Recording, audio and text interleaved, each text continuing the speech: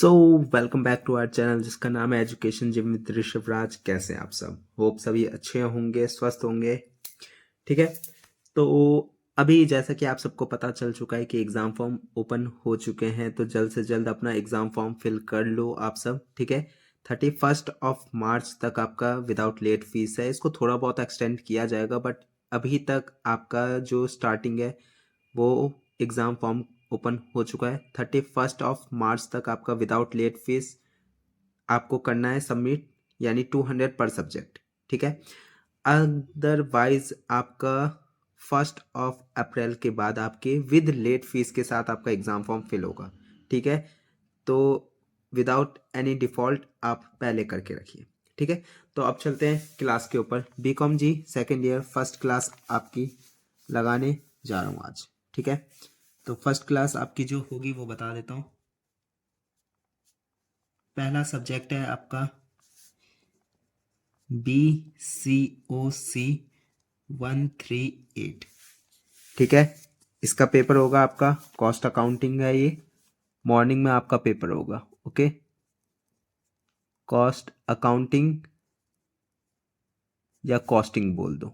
ठीक है, एक ही बात है, कॉस्ट अकाउंटिंग या कॉस्टिंग। मॉर्निंग में आपका एग्ज़ाम होगा ये 10 AM टू 1 PM। ठीक है, तो टाइम से सेंटर पे पहुंच जाना 9:30 AM तक। एग्ज़ाम सेंटर कैसे पहुंचना है, जो आप अभी एग्ज़ाम फॉर्म फिल करोगे, हॉल टिकट आपके एग्ज़ाम से कुछ टाइम पहले आएगा, उसमें रीड कर लेना, चले जाना। ठीक है, अपने साथ लेके क्या जाना है, इग्नू का आई कार्ड, अपना हॉल टिकट और कोई भी एक गवर्नमेंट अप्रूव्ड ID लेके जा सकते हो, अगर है तो। नहीं है तो कोई इशू नहीं है। ओके, तो फर्स्ट, जैसा कि आप सभी को पता है कि फर्स्ट क्लास डेमो क्लास होती है। ठीक है, ये सबके लिए फ्री ऑफ कॉस्ट होता है। ठीक है, डेमो क्लास है। जो ओल्ड स्टूडेंट हैं उन्हें पता है कि पिछले 4 से 5 सालों से आपका पेड बैच चलता है इसके अंदर। ठीक है, इसके अंदर आपका पेड बैच चलता है, जिसके अकॉर्डिंग आपको सभी क्वेश्चंस करवा दिए जाते हैं पहले ही से, जिसमें एग्ज़ाम टाइम में आपको सभी क्वेश्चंस दिख जाते हैं। आप 100 आउट ऑफ 100 का अटेम्प्ट करके आ जाते हो एग्ज़ाम। ओके, तो पहला फर्स्ट क्लास डेमो क्लास यहाँ पे दे दूंगा, प्लस फर्स्ट क्वेश्चन आपका रिवील हो जाता है यहाँ पे सबके साथ।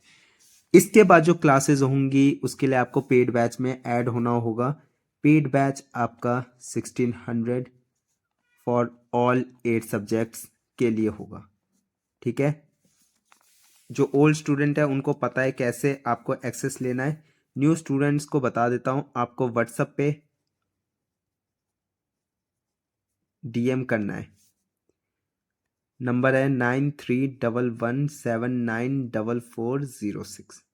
इस पे आप व्हाट्सअप DM करिए, कॉल मत करना, व्हाट्सअप मैसेज करिए। यहाँ पे आपसे बोला जाएगा 1600 पे करने किसी नंबर पे। उस पे आप जैसे पे करते हो स्क्रीनशॉट सेंड करिए। आप यहाँ पे 2 से 3 मिनट के अंदर आपको पेड ग्रुप के अंदर ऐड कर दिया जाएगा। ठीक है, पेड ग्रुप में।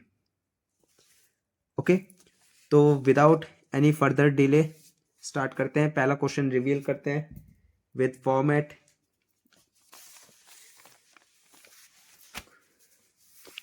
तो देखिए, क्वेश्चन नंबर 1 आपके सामने आ चुका है, होप दिख रहा हो आपको। Okay, wait.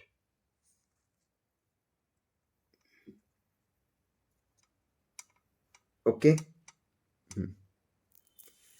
तो पहला क्वेश्चन है आपका, effective system of cost accounting in a business enterprise plus method of costing.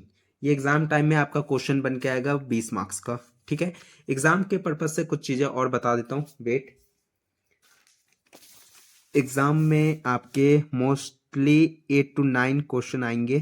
ठीक है, जिसमें से 2 सेक्शन होंगे, section A and section B। ये आपका थियोरटिकल होता है।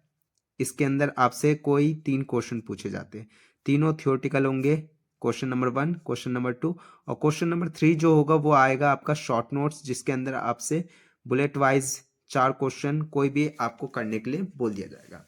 ओके, इसके बाद सेक्शन B में आपको 4 क्वेश्चन 4 से 5 क्वेश्चन आते हैं, ये सभी आपके होंगे न्यूमेरिकल क्वेश्चन। तो इसमें आपको कोई भी 3 क्वेश्चन अटेम्प्ट करना होगा, ठीक है। तो 40 मार्क्स यहाँ से और 60 मार्क्स इस सेक्शन से कवर आपका होगा। ओके, समझ गए एग्जाम फॉर्मेट ब्लूप्रिंट क्या रहेगा। ओके, तो पहला क्वेश्चन जो अभी बता रहा हूं वो इन 2 क्वेश्चन के लिए, question number 1 and question number 2, ठीक है, इन दोनों के लिए।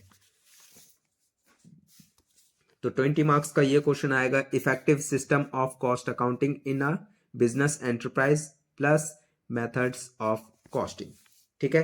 ये क्वेश्चन आपने कई बार देखा होगा, अगर कॉस्ट अकाउंटिंग आपने स्टडी किया है अभी तक, तो अगर नहीं किया तो फर्स्ट टाइम आया है आपके पास, ठीक है। तो इसके साथ अगर आपसे ये भी पूछा जाता है, wait, ideal system of cost accounting, तो भी यही आपको करना है, ठीक है। चलते हैं फर्स्ट पॉइंट के ऊपर। वेट में थोड़ा सा स्क्रीन ऊपर कर देता हूं ताकि ये और सही से आपको दिखे।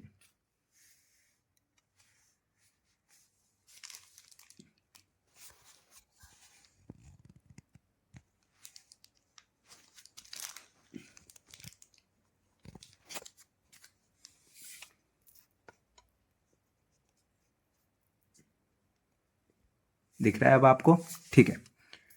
चलिए फर्स्ट पॉइंट, वेट, पहला क्वेश्चन है, आपसे पूछा गया है effective system of cost accounting बताना है। तो होता क्या है ये, फर्स्टली आप इस चीज को लिखोगे, देखो फॉर्मेट विद फॉर्मेट आपको बता रहा हूं ताकि एग्जाम टाइम में आपके कम ग्रेड्स ना आए। फर्स्टली दोनों साइड मार्जिन बना देना स्केल से। इसके बाद ये क्वेश्चन लिखना आपको जरूरी नहीं है, सीधा आंसर नंबर 1 और आंसर नंबर 2 करके आप स्टार्ट कर सकते हो, ठीक है। ये थियोरटिकल है इसलिए आंसर है, अगर आपका न्यूमेरिकल क्वेश्चन होता तो सॉल्यूशन नंबर 1 होता, ठीक है। इस चीज में डिफर आपको पता होना चाहिए। An effective system of cost accounting is crucial for any business enterprise, यानी कि कोई भी इफेक्टिव सिस्टम जो भी होता है किसमें, कॉस्ट अकाउंटिंग के अंदर, वो बहुत ही इंपॉर्टेंट रोल करता है किसके लिए, बिजनेस एंटरप्राइजेस के लिए, ठीक है। इट हेल्प्स द मैनेजमेंट, ये मदद करता है मैनेजमेंट को डिटरमाइन करने में, यानी कंप्यूट करने में, किस चीज के, कॉस्ट ऑफ प्रोडक्शन, यानी कि जो भी प्रोडक्शन आप कर रहे हो उसमें क्या लागत लग रही है, कंट्रोल एक्सपेंसेस, जो भी खर्चे जा रहे हैं उसको कंट्रोल करने में, and make informed decisions about pricing and profitability, तो उस बेसिस पे आप क्या प्राइसिंग और कितना प्रॉफिट होगा ये सब आप पहले से अनुमान लगा लोगे, ठीक है। To establish a good system of cost accounting, तो किस तरीके से आप बिठाओगे एक अच्छे सिस्टम को कॉस्ट अकाउंटिंग के अंदर, the following steps can be taken, इन सभी स्टेप्स को लिए जाते हैं। पहला स्टेप्स है आपका आइडेंटिफाई द कॉस्ट एलिमेंट्स, यानी कि कौन कौन से एलिमेंट्स लगेंगे उसको आइडेंटिफाई करना। अब इसको रीड करिए, the first step is to identify and categorise the various cost elements involved in the production process, यानी कि कोई सा प्रोडक्ट है आपका, उसके प्रोडक्शन प्रोसेस में, उसको बनाने के प्रोसेस में कौन कौन से आपको एलिमेंट्स चाहिए उसको आइडेंटिफाई करना, कैटेगराइज करना, ठीक है, यानी सिलेक्ट करना, ठीक है। तो पहला काम आपका ये हो गया कि कौन सा चीज आपको करना है प्रोडक्शन के लिए, कौन कौन सा चीज आपको चाहिए, ठीक है। फर्स्ट ये, इसको आप दिस में इंक्लूड और इट इज इंक्लूड लिख दो चलेगा। दिस में इंक्लूड डायरेक्ट कॉस्ट, इसके अंदर मिलते कौन से, direct cost and indirect cost. Direct cost के अंदर कौन कौन से आते हैं, जैसे कि रॉ मटेरियल्स, ठीक है। जैसे कि कोई आप बिल्डिंग या घर बना रहे हो तो उसके लिए क्या चाहिए आपको, पहले ईंट पत्थर चाहिए, ठीक है, ईंट पत्थर सीमेंट ये सब चाहिए, रॉ मटेरियल्स हो गए। आपको क्या चाहिए, लेबर जो घर को बनाएगा, एंड ओवरहेड्स, ठीक है, प्लस इनडायरेक्ट कॉस्ट, दूसरे तरीके से जो इनडायरेक्ट वे में जो कॉस्टिंग लगेगी वो, जैसे कि सच एज रेंट, जो लेबर आएंगे, ठीक है, लेबर आएंगे या कोई भी आएगा, स्टाफ मेंबर होते हैं, सैलरीज देते हो, वेजेस पे करते हो डेली बेसिस पे, रेंट देते हो, ठीक है, ये आपका इनडायरेक्ट खर्चे में आ जाएगा, कॉस्ट जो लगने वाली है, ठीक है। यूटिलिटीज, जो जो आप सपोज करिए घर बन रहा है तो उसके लिए अलग अलग टाइप के आपको इक्विपमेंट्स यूज करोगे, तो उसमें क्या लागत लग रही है उस कॉस्ट को आप देखोगे, ठीक है। एंड एडमिनिस्ट्रेटिव एक्सपेंसेस, एडमिनिस्ट्रेट करने के लिए कौन कौन से खर्चे जा रहे उस कॉस्ट को आप इनडायरेक्ट कॉस्ट के अंदर डालोगे, ठीक है। होप आपको फर्स्ट पॉइंट इसका समझ में आ गया, स्क्रीनशॉट ले लो साथ के साथ। प्लस ये चीज़ बता दे रहा हूँ, जो पेड ग्रुप में रहेगा इसके बाद से जो क्लासेस आएंगी वो सिर्फ पेड एक्सेस बच्चों को ही मिलेगा। प्रोसीजर आपको समझा दिए, वीडियो के एंड में अगेन बता दूंगा। अभी क्लास में आप रहिए सभी, ठीक है। नेक्स्ट पॉइंट पे चलते हैं आपके।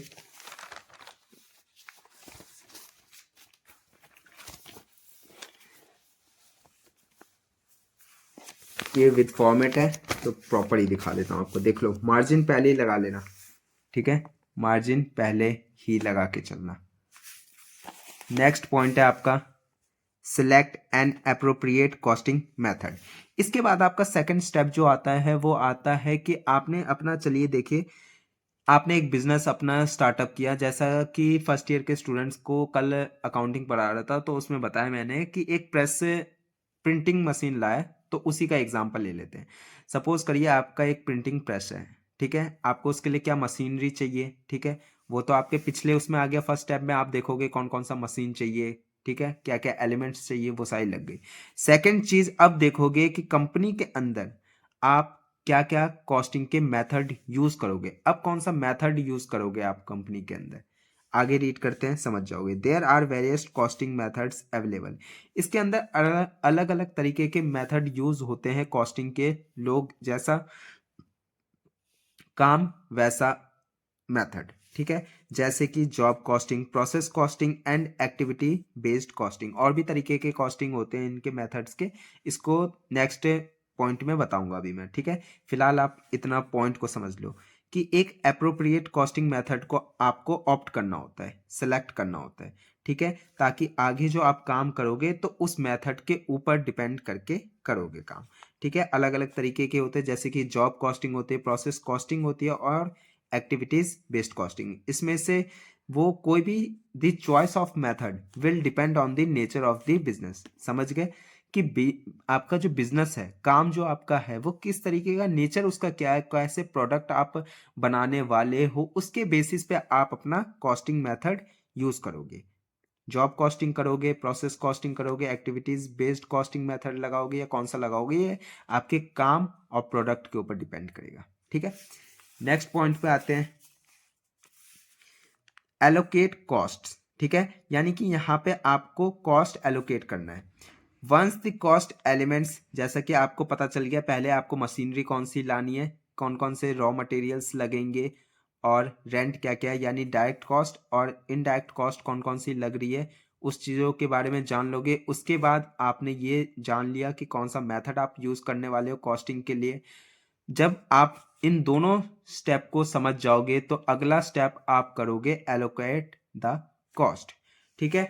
इसके बाद आप अपना कॉस्ट को एलोकेट करोगे। दिस में involve using cost drivers to determine the amount of resources consumed by each centre और ऑब्जेक्ट, ठीक है, यानी कि प्रत्येक यूनिट को वाइज भी ले लो इसको, ठीक है, यूनिट कॉस्टिंग से कर सकते हैं कि कितना कॉस्टिंग आया, क्या क्या आया, ये सारी चीज को एलोकेट करना अलग अलग टाइप से, ठीक है। नेक्स्ट पॉइंट है, जब आपका एलोकेट ऑफ कॉस्ट भी हो जाता है तो एनालाइज एंड रिपोर्ट कॉस्ट, ठीक है। फाइनल स्टेप होता है ये आपका, is to analyse and report the cost to the management. जब आपका सारा प्रॉपर काम हो जाता है उसके बाद मैनेजमेंट के पास भेज दिया जाता है, देखा जाता है उसके बाद कि आपके अलग अलग तरीके के जो आपके रिपोर्ट्स आए हैं वो क्या क्या कह रहा है। जैसे कि कॉस्ट ऑफ गुड सोल्ड, जो भी आप बेच रहे हो सामान उसका कॉस्टिंग क्या रहेगी, जॉब कॉस्ट शीट कैसा बनेगा, एंड वेरियस एनालिसिस रिपोर्ट्स, ठीक है। तो इस तरीके के और भी कॉस्ट रिपोर्ट्स बनते हैं जो कि फाइनल आपका स्टेप होता है। तो पहले आप समझ गए कि एक इफेक्टिव बिजनेस सिस्टम को चलाने के लिए कौन कौन सा आपका यहाँ पे सिस्टम आपको ऑप्ट करना होता है, ठीक है। इसके बाद सभी पॉइंट्स को आप प्रॉपरली लिख लेना। हिंदी में इसलिए समझा रहा हूँ तो आपको मेमोराइज रहे, एग्जाम टाइम में आप अपने वर्ड्स में लिख सकते हो। By implementing an effective system of cost accounting, a business enterprise can improve its financial performance। ये जो आपका बिजनेस एंटरप्राइज का जो इफेक्टिव सिस्टम है उसको इम्प्रूव भी किया जाता है, कैसे, उसके फाइनेंशियल पूरे सालाना जो भी प्रॉफिट हो रहा है या जो भी है उसके परफॉर्मेंस लेवल पे, ठीक है। Identify areas where cost savings can be made and identify areas where cost savings can be made and make informed decisions about pricing and profitability. ठीक है, तो ये चीज़ आप आइडेंटिफाई करोगे कौन सा एरिया आपके लिए बेस्ट है, कॉस्ट सेविंग्स हो रही है आपको, नहीं हो रही है, प्राइसिंग क्या रहेगी एंड कितना आप प्रॉफिट लोगे। ठीक है, उसके बेसिस पे भी ये इफेक्टिव सिस्टम वर्क करता है। नेक्स्ट पॉइंट है आपका मेथड ऑफ कॉस्टिंग। ओके,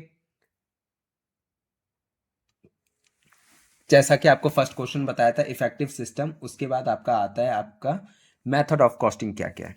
ठीक है, जैसा आपको अभी बताया था कि एक काम को करने के लिए आपको एक पर्टिकुलर मेथड यूज करना होता है, डिपेंड करता है कि आपका नेचर ऑफ बिजनेस क्या है और प्रोडक्ट क्या है। तो मेथड ऑफ कॉस्टिंग्स आर, पहला कॉस्टिंग है आपका job costing. It is a type of accounting that monitors cost and revenues by work and allows for uniform profitability reporting by the job. An accounting system must allow job number to be allocated to specific expenses and revenues to support job costing। नहीं समझ आया, छोड़िए। English में इतना लिखा है, ये आपको डिट्टो लिख देना है एग्जाम टाइम में। मैं आपको मतलब बता देता हूँ। जॉब कॉस्टिंग, ठीक है, कॉस्टिंग का मतलब आपको पता चल चुका है क्या लागत लगने वाली है, ये सारी चीजें। जॉब किसी एक पर्टिकुलर काम को लेके, सपोज करिए एग्जाम्पल के तौर पे लेते हैं कि आपके घर का कुछ भी आप खरीदने जा रहे हो या कुछ भी लेने जा रहे हो मार्केट में या कहीं पे पर्सनली। ठीक है, सपोज करो मैं एक फर्नीचर मार्केट में, फर्नीचर, हाँ फर्नीचर का एग्जांपल बेस्ट होता है। फर्नीचर मार्केट में गया, अब जिस डिज़ाइन में मेरे को एक अपने लिए सोफ़ा या फर्नीचर बनवाना था, चेयर बनवाना था, तो मैंने मार्केट वाले को बताया कि इस डिज़ाइन में मेरे को एक पर्टिकुलर चेयर चाहिए, ठीक है, सोफ़ा चाहिए। उस बंदे ने मेरे को बना करके दे दिया। ठीक है, तो यहाँ पे जो उस पर्टिकुलर स्पेसिफिक वर्क को लेके जो कॉस्टिंग गई है ना, उसको हम कहते हैं जॉब कॉस्टिंग। यहाँ पे किसी एक पर्टिकुलर पॉइंट को लेके, जैसे एक मैंने पर्टिकुलर अपने डिमांड के थ्रू, ठीक है, जो जिस तरीके के मेरे डिज़ायर थे, वांट्स थे, जो मैं चाहता था जिस तरीके का फर्नीचर बने पर्टिकुलर, ठीक है, उसके लिए मैंने गया मार्केट में, फर्नीचर मार्केट गया, फर्नीचर वाले को मैंने बोला ऐसा मेरे को एक स्पेसिफिक बना के दो। उसने बना के दिया, उसको, उस काम को कहेंगे जॉब कॉस्टिंग, यानी कि उस काम को करने में जो लागत लगी। ओके, नेक्स्ट पॉइंट है contract costing. It is the tracking of cost associated with a specific contract with customer, with a customer। ठीक है, इसका भी एग्जाम्पल के तौर पे लेके जाते हैं कि सपोज करिए मैं कुछ बनवा रहा हूँ, ठीक है, किसी कॉन्ट्रैक्टर से, ठीक है, इसके बीच में एग्जाम्पल लीजिए, दो लोगों का लेन देन होता है, पहला कॉन्ट्रैक्टर और दूसरा कॉन्ट्रैक्टी यानी हम। मैंने किसी को बोला कि मेरे को अपना घर बनवाना है, ठीक है, तो कॉन्ट्रैक्टर मेरे से पेमेंट लेगा, ठीक है, प्लस मेरे से पूछा जाएगा कि क्या काम करवाना है उसको, किस तरीके का डिज़ाइन है घर का, ये सारी चीज़ें। ठीक है, तो कॉन्ट्रैक्टर और कॉन्ट्रैक्टी के बीच में जो कॉस्टिंग लागत लगेगी उसको हम कहते हैं कॉन्ट्रैक्ट कॉस्टिंग। इस एग्जाम्पल के साथ समझ आए, बेस्ट है। Batch costing. It is a collection of cost paid when a group of items or services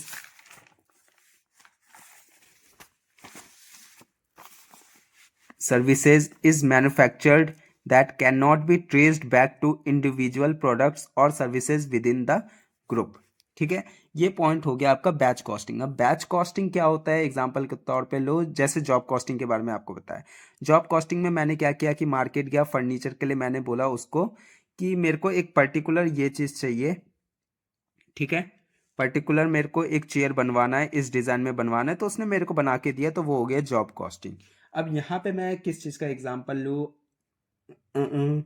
अब चलिए मैंने अपने लिए एक मोबाइल कंपनी खोलना चाह रहा हूँ, ठीक है, मैं अपना एक मोबाइल कंपनी खोलना चाह रहा हूँ। मैं मार्केट में गया, जो भी मैन्युफैक्चरिंग कंपनी थी वहाँ पे गया, वहाँ पे मैंने बोला कि मेरे को अपना एक मोबाइल लॉन्च करना है, कोई सा भी, उसने दे दिया, ठीक है, किसी भी ब्रांड का नाम आप ले लो अपने तरफ से, आईटेल, इंटेल, जैसे चाइनीज़ फ़ोन आते थे, ठीक है, एक प्रोडक्ट उसने बना के दिया, उसी का मैंने कहा कि इसको आप 10,000 यूनिट्स में डिवाइड करके बना दो आप, ठीक है, यानी कि मैंने एक टाइम पे बहुत सारे बैच में कन्वर्ट कर दिया उसको कि मेरे को पर्टिकुलर नहीं चाहिए, बैच में चाहिए, ठीक है, तो उसने बैच में जो लागत लगी है उसको हम कहेंगे बैच कॉस्टिंग। जॉब कॉस्टिंग में एक पर्टिकुलर यूनिट को लेके किया गया था, यानी एक फर्नीचर के लिए। यहाँ पे अगर एग्जाम्पल के तौर पे लेंगे तो सेम फर्नीचर को मैंने बोल दिया कि 10,000 बना दो, बैच कॉस्टिंग हो गया। ठीक है, नेक्स्ट है आपका process costing. It is an accounting method for tracking and accumulating direct expenses in a manufacturing process and allocating indirect cost. अब प्रोसेस कॉस्टिंग का भी एग्जांपल लेते हैं उसी फर्नीचर के लिए। ठीक है, अब इसको कैसे लोगे कि जैसे कि मैंने जाके एक पर्सनली डिज़ाइन दिखाया फर्नीचर मार्केट में, यहाँ प्रोसेस कॉस्टिंग में ये मेथड यूज़ किया जाता है कि मैं मार्केट में तो गया, बट वहाँ पे मेरे को जिस तरीके का डिज़ायर थे, मेरे वांट्स थे, जो चाहिए था मेरे को, ठीक है, सेटिस्फैक्शन के लिए, उस तरीके का मैं बनवा नहीं सकता। मार्केट में मेरे को जो अवेलेबल दिख गया, जिस तरीके का फर्नीचर दिख गया, चेयर मिल गया, सोफा मिल गया, मैं उसको खरीद करके ले आया, उसको हम कहेंगे प्रोसेस कॉस्टिंग। ठीक है, यानी कि यहाँ पे मेरे डिजायर एंड वांट्स को नहीं देखा जा सकता, मेरे डिमांड के ऊपर नहीं बनाया जाएगा। ठीक है, जो मेरे को पसंद है, मार्केट में अवेलेबल है, लेना तो लो, नहीं लेना तो नहीं लो, उस तरीके का काम हो गया यहाँ पे। ठीक है, तो वो मेथड यहाँ पे यूज हो गया। Unit costing, a company's unit cost is the cost of producing, storing and selling one unit of a given product. All fixed and variable expenses in production are included in unit cost. Unit costing को आप और क्या बोल सकते हो, unit cost बोल सकते हो। ठीक है, तो इसके अंदर क्या होता है कि पर यूनिट जो भी कॉस्टिंग आ रही है, यानी कि एक आइटम को बनाने के अंदर जो भी कॉस्टिंग लग रही है, सपोज करिए ये रहा मेरा एक पेन। ठीक है, इस पर्टिकुलर पेन को बनाने में जो लागत आ रही है, जो भी इसका कॉस्ट लग रहा है, उसको हम कहेंगे यूनिट कॉस्टिंग, यानी पर यूनिट कॉस्टिंग। नेक्स्ट है आपका ऑपरेशन कॉस्टिंग। ऑपरेशन कॉस्टिंग के अंदर आपका दोनों मिला करके हो जाता है, job costing plus process costing. यानी पर्टिकुलर आपका फर्नीचर वाला और दूसरा चीज आपका मार्केट में अवेलेबल है, उस चीज को लेकर के आना है, उसी दोनों को मिला करके ऑपरेशन कॉस्टिंग यहाँ पे बन जाता है। It may be employed when a product is made from various raw materials and then finished using a standardized fixed procedure for a group of items. ठीक है, यहाँ पे क्या किया जाता है ऑपरेशन कॉस्टिंग के अंदर कि एक स्टैंडर्डाइज्ड बोल दिया जाता है कि एक स्टैंडर्ड का हमें ये प्रोडक्ट चाहिए।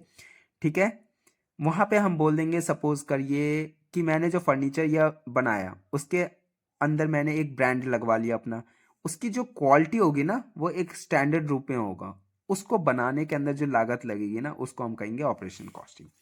ठीक है, इसी तरीके से आपके दो कॉस्टिंग और है, इन दोनों को लिखो चाहे ना लिखो काफी है, क्योंकि जो मेजर इंपॉर्टेंट थे ऊपर के 4 से 5 थे। और याद रखिए ये दो क्वेश्चन आपके आएंगे, क्वेश्चन नंबर 1 होगा। अदरवाइज मेथड ऑफ कॉस्टिंग के जितने भी पॉइंट्स होते हैं उसको आपके शॉर्ट नोट्स के अंदर दिए जाते हैं। मैं आगे के भी 2 पॉइंट्स को आपको कंटिन्यू करता हूं।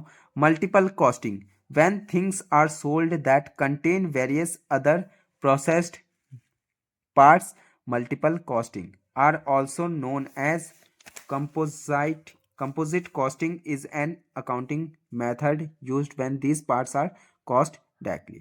और लास्ट है आपका ऑपरेटिंग कॉस्टिंग। ठीक है, तो ये 2 पॉइंट थे। होप आपको समझ में आया हो, क्लास अच्छी लगी है तो लाइक शेयर एंड सब्सक्राइब कर देना चैनल को, और लाइक कर दो। ठीक है, आपके लिए इतना मेहनत कर रहा हूँ।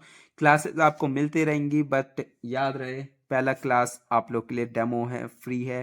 ठीक है, पर सब्जेक्ट आपको 15 क्वेश्चन करवाया जाएगा पर सब्जेक्ट। एग्जाम में आपको अटेम्प्ट करना है कोई भी 5 क्वेश्चन, वो 5 क्वेश्चन इन 15 में से होंगे। एग्जाम में 100 आउट ऑफ 100 लाने का अच्छा आपका यहाँ पे बनाए। ठीक है, तो जल्द से जल्द व्हाट्सएप पे आप डीएम करिए, इस पे डीएम करिए, 1600 पे करिए for all 8 subject, it means 200 पर सब्जेक्ट। ठीक है, आप ही का करियर बन रहा है अच्छे से।